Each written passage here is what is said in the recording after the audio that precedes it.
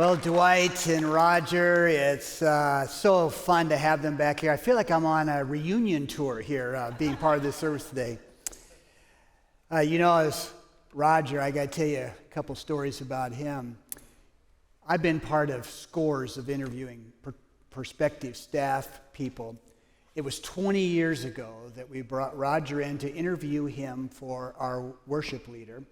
And all these years, I have never had a more unique interview situation. Back in those days, we had what was around the country referred to as the worship wars. Aren't you glad we're past that? People complaining about music. That's our farthest. But we peppered Roger with so many questions. How are you going to manage this? How are you going to do this? How are you going to do that? How are you going to do that? And then in the end, the interview is coming to an end, and somebody said, "Okay, Roger, why should we hire you? What's there not to like?" That was his answer. I've never forgot that in all these years. And, the thing about Roger that kind of mystifies me, it's been 8 years ago that he left and went to another call. And during that 8 years, I've become an old man. He's no different than when he was here 8 years ago. He's the same Roger. How does he do that? But the lasting legacy of Roger, when he came here, he had a unique hairstyle. And now many of us are trying to copy him in it. If you allow me to make one personal comment before I jump in, and I know I'm kind of on thin ice here, but I just feel in my heart I would like to do this. This church has had towering giants in our history. People that stood above and beyond. It's kind of like David calling attention to the mighty men in his army. Donna and Dick Perkins is one of those couples. Dick is a guy who comes in our lobby and he searches out. He's got a whole thing that he does trying to identify people who look like they're new. And he wants to go up and introduce them. He loves to share the Lord, loves to lead people to Christ. And Donna would always engage in helping disciple. And I don't know if there was a week gone by that she would not call or send a text or an email to Cheryl and I. And she would have caught somebody who needed some congregational care, needed some follow-up. We're going to miss them. I could name other spiritual giants in this church that have gone on to be with the Lord. And Grandpa Krydoff and Prep Overway, and the list would go on. But it's kind of like giant sequoias. You rarely see one by themselves. The root system of those giant sequoias do not go deep, but they go far. They get their strength by being interconnected with others. I want to be one of those sequoias for you. And I need you to be one of those sequoias for me. We stand on each other's shoulders. I'm so thankful for the privilege of being with you today in this series. We're wrapping up the series on rhythms. It's both a privilege and an honor, but it's also an area of my life that God has been very active in the last 6 years. And it's a place, and so much of what I have to share will simply be an outgrowth of how God is dealing with me. The rhythm of resilience. It's so fundamental and so important to this series that we have been teaching, and it's so important to wrap it up with this. And you might wonder why I was selected. Well, Pastor Craig felt the weight of this message deeply in his heart, and in his praying about it, he decided he wanted to contact a dynamic and humorous speaker. He called him, but he wasn't available. So then he decided that what we need is an accomplished Bible teacher who would leave the congregation spellbound with the exegesis and the application of the word, and she wasn't available either. But after much prayer and consideration, he decided what we needed is somebody who has struggled his entire adult life finding the pathway to the rhythm of resilience. And that's when he called me. What I have to share from you is out of my brokenness and weakness. It's not out of my strength.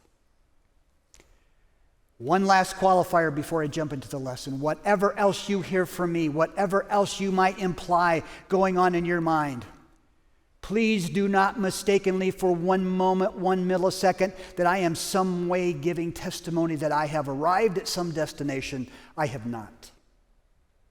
But I can tell you, I am on a journey. I am not where I am today. I am where I am today, which is quite different than where I was 6 years ago, but it is a journey. And anything I know about myself, I perceive where God is working in my life. Where I am today is nowhere near where He is yet leading me. I speak about a journey, not a destination. Well, we bring up on the screen rhythm. That's the series title and theme. Rhythm. Strong, regular, repeated pattern of movement. Strong, regular, repeated pattern of movement. The specific word given to me was resilience. The capacity to withstand or recover quickly from difficulties, toughness, the ability to spring back. Resilience. That's the word assigned to me. Well, you know, there's a lot of natural rhythms in life. We either have to accept them or something because we can't fight them. They're just natural.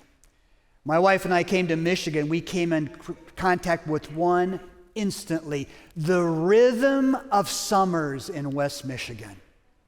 Coming from Indiana, I was shocked and horrified. What do you mean we shut Sunday school classes down in the summer? What do you mean small groups stop meeting in homes and they relocate out to the beach? What is that all about? Good luck trying to pull a committee or a board together in the summer. Wait, what do you mean you're all gone at lakes and on the boats and who knows what else is going on? It's a rhythm of summer. But those of us who live in Michigan, we love summers. Spring break, forgive me for my directness, but as a pastor, I think it's of the devil. The Super Bowl in the church world is Easter. And this crazy spring break is always coming in. Hundreds of people shift their attendance depending where spring break lands. But then, one summer, Cheryl and I took a vacation to figure out what this spring break was all about. We're down in Florida, 70-some degrees. Sun shining, back in Holland, snow, wind, cold. Suddenly, revelation burst on my awareness. I now understand why people do this. Don't get me started on snowbirds. They even start sometimes as early as October and November, but by Christmas time, they're in full flight to wait in places far south or far west. But thankfully, most of them come fluttering back home around springtime. You know, there's another rhythm I've observed. For the last 6 years, I've been pretty regular at either going to a gym or running, one or the other.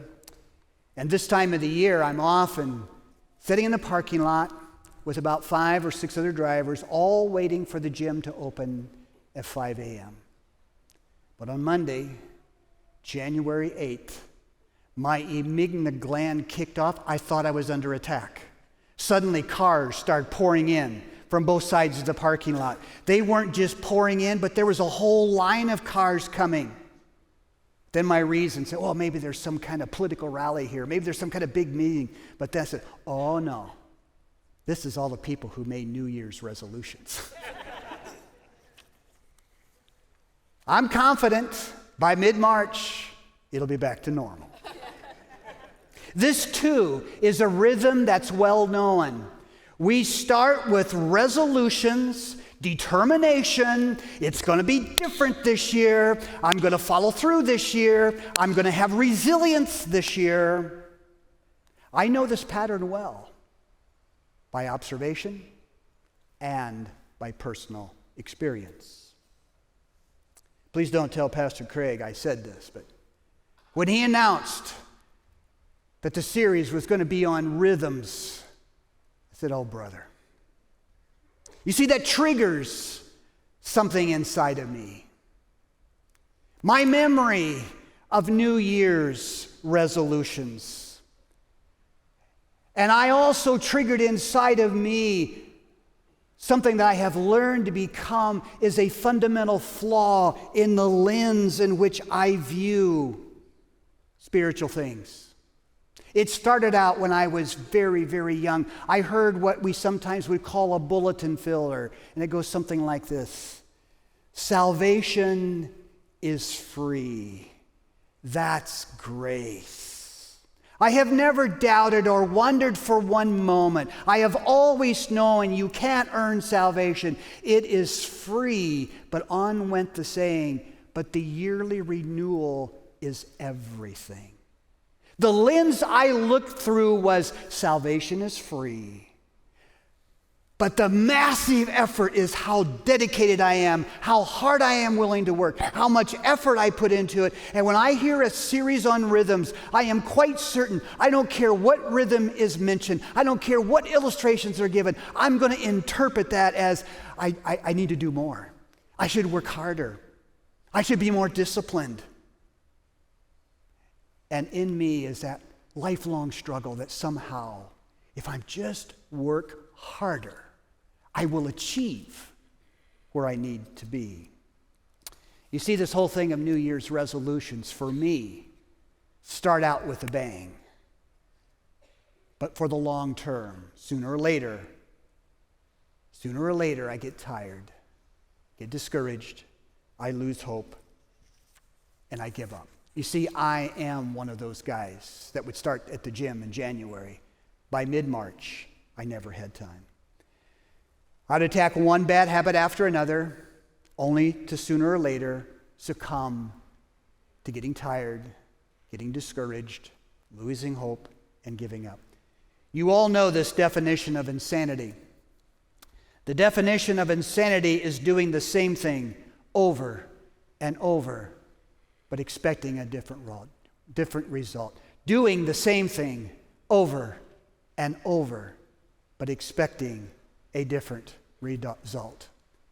I wish I didn't have to confess this to you, but I tell you truthfully that I've spent almost my entire adult life living that insanity. Doing the same thing over and over, but expecting a different result. Lose weight only to gain it back. Resolve to exercise only to get discouraged and quit. Resolve to balance my work life only to result back to the same old pattern when things got rough. Work harder, work longer. Can you identify with me? You ever have any habits that you just are determined you want to say goodbye to, but in the long term, you keep struggling? I have found in my issues a core part of the problem. That little saying, salvation is free, but the yearly renewal forever. The answer for me for everything, work harder, work longer. I came to believe that I was both the problem and the solution. I now realize I was half right. I was the problem. I am not the solution. I now know that my struggle is more than a lack of discipline. My struggle is more than just not being willing to try hard enough. This next scripture I'm going to share with you is from Romans chapter 7. I'll kind of frame it this way. We don't often bring a paraphrase. I'm bringing a paraphrase, the message on purpose. I would like to have your imaginations just for a moment. When I read this scripture, I hope you can just imagine and pretend these are my heartfelt words of testimony in this context. My life is more than just about what I'm talking about here today, but in trying to find this pathway to the rhythm of resilience, there is no scripture I could turn to that more perfectly reflects where I'm at. So listen as I read these words from the Apostle Paul, but in this moment, pretend with me that it is my personal struggle that I give testimony to. I need something more. For I know the law, but I still can't keep it. And if the power of sin within me keeps sabotaging my best intentions, I obviously need help. I realize that I don't have what it takes. I can will it, but I can't do it. I decide to do good, but I don't really do it. I decide not to do bad, but then I do it anyway. My decisions, such as they are, don't result in actions. Something has gone wrong deep within me, and it gets the better of me every time. I've tried everything, but nothing helps. I'm at the end of my rope. Is there no one who can do anything for me? Isn't that the real question? The answer, thank God. It is that Jesus Christ can and does. He acted to set things right in this life of contradictions, where I want to serve God with all my heart, but my heart and mind, but I am pulled by the influence of something inside of me. Again, the definition of resilience, the capacity to withstand, to recover quickly from the difficulties, toughness, the ability to spring back. I'll say more about this in a moment, but just to make this quick statement. This pathway to resilience, in my own strength, Romans chapter 7 says it perfectly. Something inside of me sabotages my best efforts. I simply cannot find that pathway on my own. If we were to go on to read Romans chapter 8, we would read there about the power of the Spirit and how it's much more difficult to surrender to God our condition than to just ask Him for forgiveness for our actions. The Spirit power comes into our life.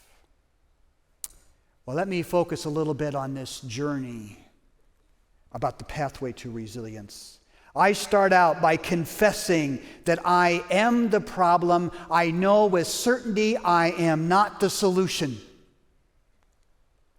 I am broken. Something inside of me sabotages my best intentions. I obviously need help. My wife and I have now been in full-time ministry for 40 years. For 38 years of that time, I would make this point differently. For 38 years of that ministry, I would make the point like this. I used to be broken, and God did this or that for me. 6 years ago, it became in my heart, deep in my soul. The way I make this point now is I am broken. I cannot do it myself. Present, active, indicative. I am no longer thinking about something in my far distant past. I'm no longer thinking about something even in the midterm. I am thinking about today, in my journey today. I cannot do this. Biggest difference is I see it so differently. Now, if you happen to be sitting beside one of the ladies in the business office, you may see them crying uncontrollably. They'll find this illustration less humorous than you will. Also, if you're under 40, you absolutely can't relate to this illustration, but hang on, someday you'll grow up. You'll get it. You'll figure it out. You can't tell it by looking at them, but my glasses are trifocals. I'm so old, I need 3 options to choose from to see. I can quickly change between far away, up terms, or in close. I can see very quickly. In the business office, every single person there will tell you multiple experiences of working with me. I pick the wrong account number all the time. Not just a little bit, all the time. In fact, one time, assistant was feeling rather bold and suggested that perhaps I should check with the eye doctor to see if my glasses needed adjusted. My glasses are perfectly fitted. My lenses are perfect. But when I picked the wrong account number, almost always I picked the number right below the one that I really wanted. I'm off slightly. And when it's pointed out to me that I picked the wrong account number, if I've ever confessed that I'm careless, I'm sloppy, I'm too rushed, it's never happened. It's these glasses. They're causing the problem. They're distorting the situation. But I realize I'm part of the problem. I need to concentrate. Which lens am I looking through? Which lens is going to give me the truth? Much of my life, I didn't do well confessing I needed help. I was struggling in Greek grammar. Hey, you need some help? No, I got this. Need some help moving? No, that's all right. I got this. The only time I would accept help is if I really needed it.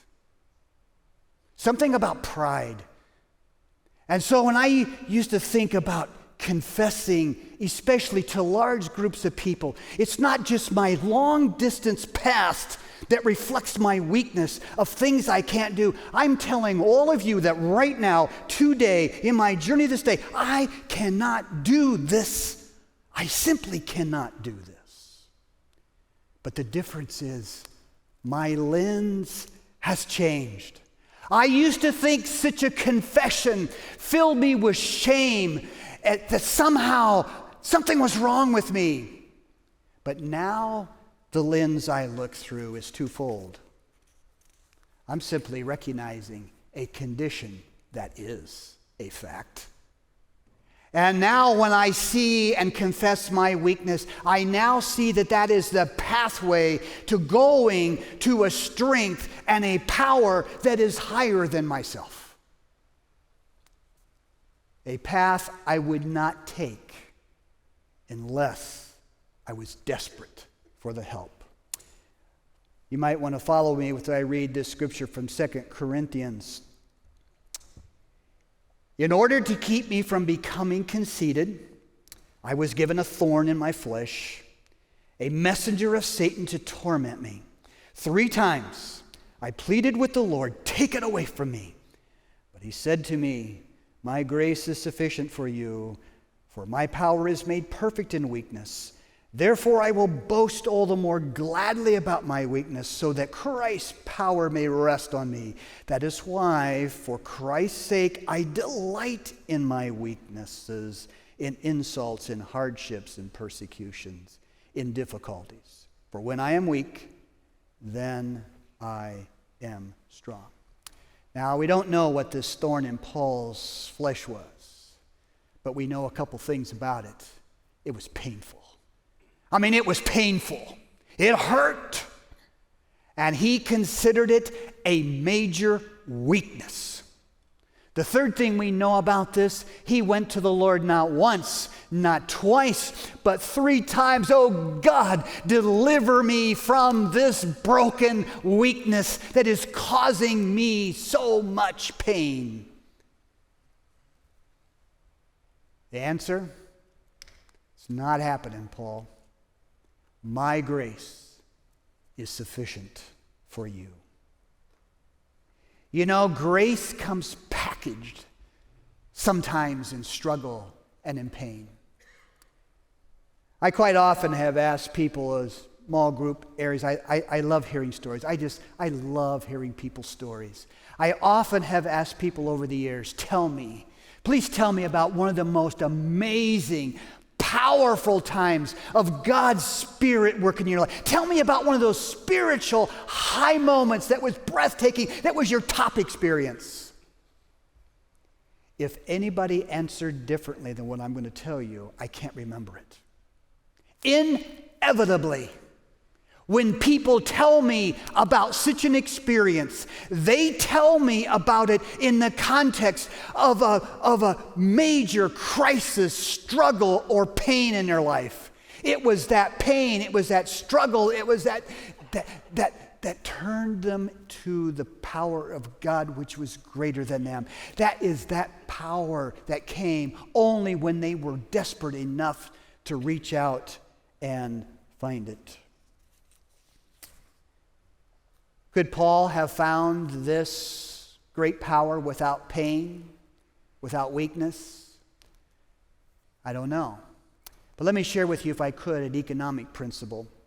Economic reasoning is where people have a disciplined way of trying to predict human behavior. Of course, they do it for economic purposes. Here I'm doing it in the case of trying to predict what I would do. The principle goes something like this. Until the pain of not doing something is greater than the pain of doing it, a reasonable person won't do it. Sometimes God's greatest grace is to come packaged in a pain that will point us into the area of our brokenness and our weakness to where we have no choice but to turn to Him for help. That is certainly my story. Only when I become broken do I turn to the Lord for His strength. If you haven't listened to Pastor Craig's message from last week, I hope you get online and do it. I've listened to it twice more since Sunday. Powerful message. Talking about drag and resistance and how holding in tension the drag and the tension made the kite soar high. That's true in our lives. It's true in this story with the Apostle Paul. As he dealt with his weakness and his brokenness, and as the drag pulled, he then begins to soar. He also talked about God's part and our parts, and we both have a part. The rest of this message, I'm going to be focusing mostly on God's part, but I'm doing it really and honestly only because I have limited time. But I want to talk to you a little bit about God's part. It's not by might nor by power, but by my Spirit, saith the Lord. A verse that I have incorporated in my life, so much of it, and I've quoted it and said it and believed in it, but most of my time I think it's in some kind of cosmic who knows where. But I want to give you a very practical illustration in the context of trying to find the pathway to a rhythm of resilience. Right on the other side of this wall, that glass walls that are there, when it would rain, periodically, there would be water standing at the bottom of the window. Obvious problem. Rain, water, we got a leak. We have a very accomplished facility staff.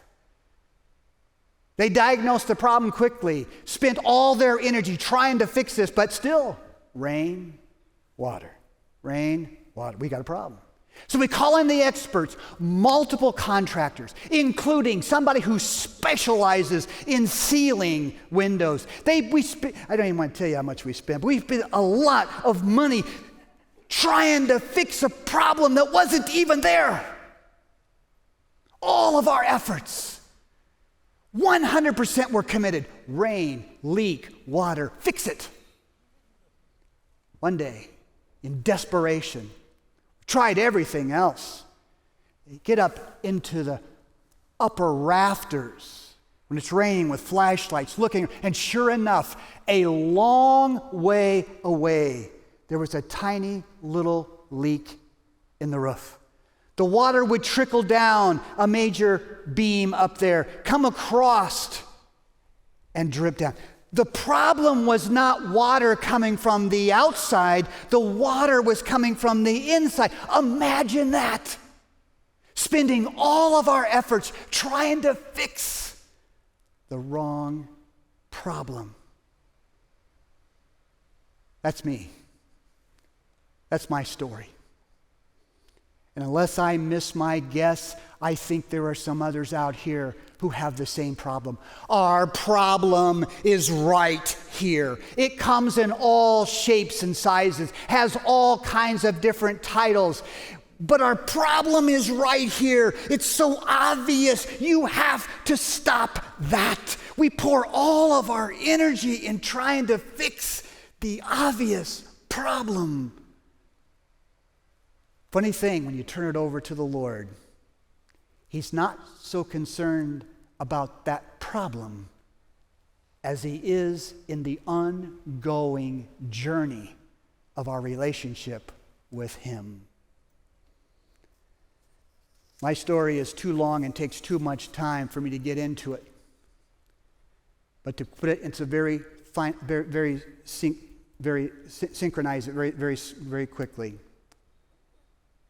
This little bulletin filler I told you about, salvation is free, but the annual renewal is everything. The reason Pastor Craig's sermon series ignited dread, because I knew guilt was coming, because it didn't matter to me what rhythm you talked about. I knew I was going to interpret it. I should have done more. I could have done more. I should have tried harder. And in that regard, in some twisted way, I began to think of God as my worst critic. No matter what I did, you could have done better, Lynn. You should have done better.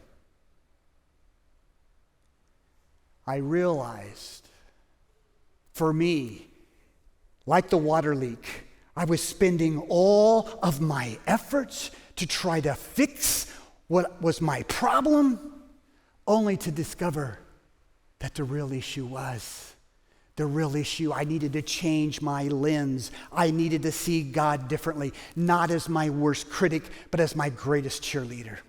And when I saw Him as my greatest cheerleader, everything changed. When I realized not only does He cheer for me day after day, when I fell and when I stubbed my toe or skinned my knee, He cheered all the more. Just like I do when a grandchild is out on the field.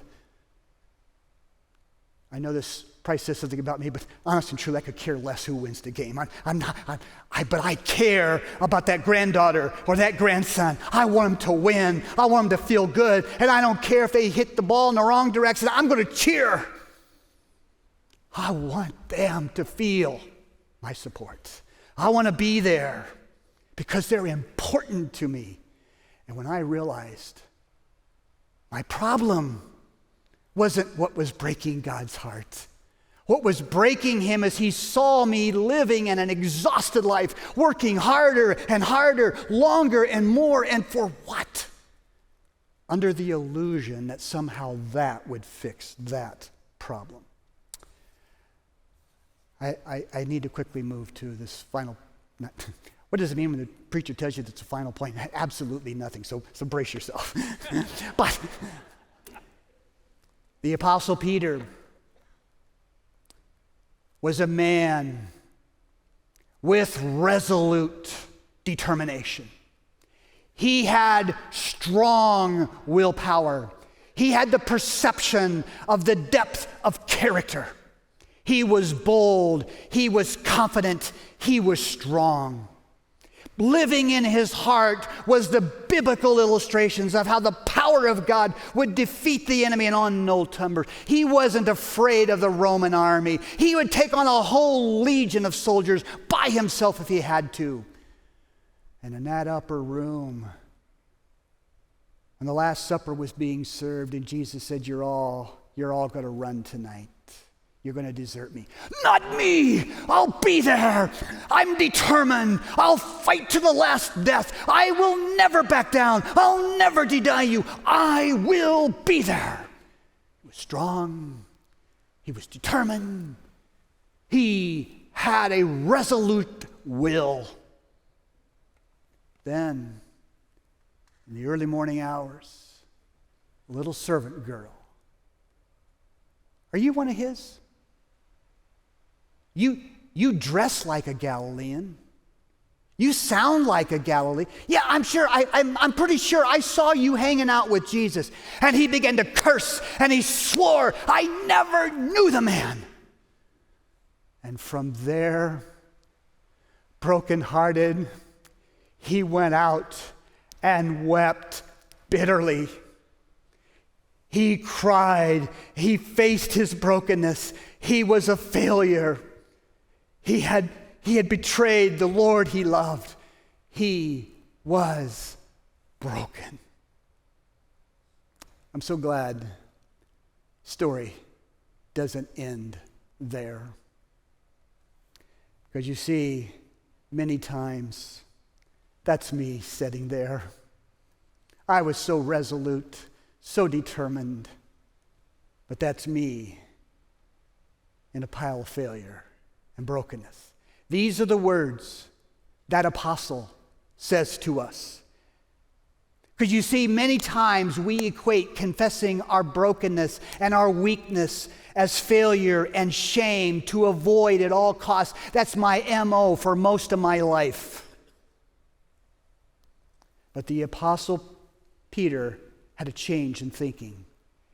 He realized his strength was not in declaring his resolve. His strength was embracing his brokenness, confessing that he could not do this, confessing that he needed the power of Jesus flowing through him to help him overcome. So this is the words he says to us: God opposes the proud, but he shows favor to the humble. Humble yourselves, therefore, under God's mighty hand, that he will lift you up in due time. By embracing his weakness, Peter found the pathway to resilience, strength, power. It was Jesus doing a work in him. This strength leads to joy and freedom. I'll just parenthetically say to you, in case, again, people are interpreting what I say incorrectly. Please don't misunderstand. I have some things to do. I work very hard. I do try to insert discipline, and I'm focused on my thing pretty directly because I do want to be an overcomer. But here's the difference. I am no longer motivated by hearing a voice in my head, believing God saying to me, you got to do more, you got to try harder, you got to be more disciplined. No, I am filled with joy and freedom. This work that I now do is not motivated by my will or determination. It is motivated by joy and freedom. I want more of it. And for me, the pathway to that is embracing the strength of Christ. But I have to tell you, if you're looking for a quick fix, you're going to have to go to somebody else. I don't know how that's done. Oh, I've sought a quick fix. My entire life, when I'm faced with a problem or an obstacle, I'll go to the Lord. I want you to fix this, and oh God, but just do it right now. Instead, he has pointed me to a journey. For me, 6 years ago, I confessed very publicly, very openly, for the very first time, I am broken, I am undone, I cannot deal with my problem. I have no power. My life had become unmanageable. It was 2 years ago, 2 years ago, that sight came, that freedom came, the shackles fell off, and I embraced a whole different lens. I began to see God completely different. And I began to hear him cheering me on, even when I stumble, and I do. I hear him cheering me on, and I'm motivated quickly. I have run out of time, but if you'll let me very quickly tell you about something. Something else that is completely out of character for me. Completely out of character for me. I have come to believe and confess openly, I can't do this myself. I need people to help me. I need to be around people who are confessing their weakness. I need to hear their stories of when they fail or when they exceed. I need them to tell me what they have learned. I so desperately need them in my life because they inspire me beyond myself. Given myself, I have limited things that help me, but when I'm with other people, it lights me up in ways I can't imagine. I would like to introduce you to my friends who God, working through them, have transformed my life. It is through what God has done through them that I now can see not just images, but I see colors. I see mountaintops. I see the forests. And when you've been blind most of your life, how can I talk about anything else? But now I can see. It is God working through them that the shackles fell off. They are broken just like me. They're on a journey just like me. And if you would like to meet my friends, I invite you to come any Monday night at 6:30. I love where we now gather. Everybody's excited about moving in the chapel, and it's so crowded. I know we'll all be glad that, but I'm going to be sad about one thing. In fact, I might even try to get facilities to change the letters on the doors. Good luck with that one. But anyway, go to door H if you have hurts, habits, and hang-ups. Door H is a place to go. If you're looking for hope, go to door H. Come there. You'll meet some of my friends. You'll hear stories that inspire you, some that will make you cry. You'll hear teaching that will give you insight about taking the next step. If you really want to get intense, join a small group. We got 2 of them getting ready to start right now, as a matter of fact. Tuesday nights for men, Wednesday nights for ladies. But please understand, I am not promoting a program. I get no royalties for getting you there. I'm simply telling you about people who want to invest in people because God has done something in their life and they want to share that with you. In 2012, God began to call my heart to work with people with addictions and compulsive behavior. I kind of became semi-obsessed with that, learning 12 steps and 8 principles, and I had all the answers, and I just with a passion to teach people how to get rid of their addictions and compulsive behavior. I'm here to tell you, although I still like having a part in helping people get out of their addictions and compulsive behavior, that is not the passion of my life. Since 2 years ago, the passion in my life, I want people to be able to see. I want them to feel freedom. I want them to feel joy. That's what I want to talk about more than anything else. I want them to find what I have found. I want them to have this in their heart. One quick testimony, and then I want to leave you with one last challenge. For me, it comes down to the point I will, under every circumstances, sooner or later, I will give up. But I have 2 choices. Most of my life, when I depended on willpower, determination, grit, discipline in every form and shape, sooner or later, I just gave up and quit. Too tired, I lost hope, I don't even want to try. But now, thanks be to God, I've given up in a new way. I have absolutely given up trying to do this myself. I have found the pathway to power greater than me by depending on God. I have found instruction, encouragement, and inspiration through a community of people who are in the same battle, different problems, different things, but we're fighting similar things.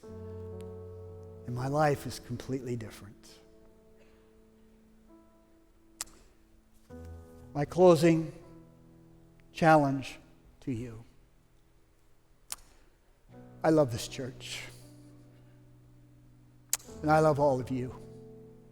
My life has been transformed being able to be with you these years. I've seen you walk through hard times. I've seen you walk through good times. I learn and benefit with every. I simply love the people of this church with all my heart and with all my passion. I ask you to choose a better way.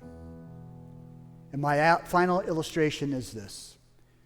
When God called me to be in administrative area kind of full-time, all my training is typical pastoral ministries. I always assumed I'd come here for a short time, then go back to being a regular pastor, regular church. But when the decision was made, then I felt God saying, I'm to be, whether here or someplace else, I'm going to be full-time in the administrative part of the church. I went back and got my MBA.